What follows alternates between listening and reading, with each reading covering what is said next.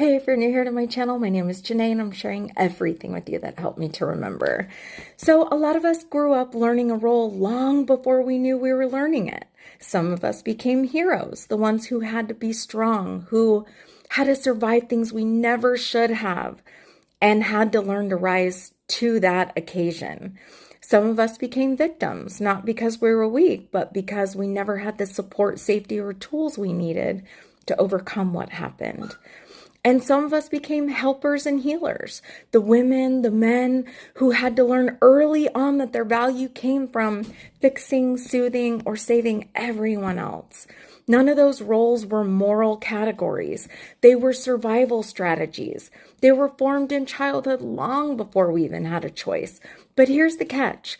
Helpers often attract people who need fixing. It just happens.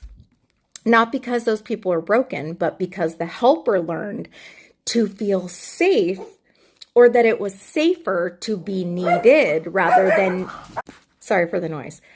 I was saying because the helper learned that it was safer to be needed rather than being needy, and that strategy eventually expires.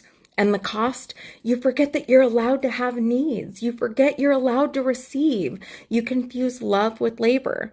But that moment you realize your role was learned, you reclaim your power. You stop pretending. You stop repeating patterns that drained you. You stop proving your worth through sacrifice. You begin choosing relationships where support feels like it's flowing, reciprocity both ways. You begin guarding your heart like Proverbs 4:23 tells you to, because your life forms from who you are, not who you rescue. And you're allowed to outgrow the role you learned.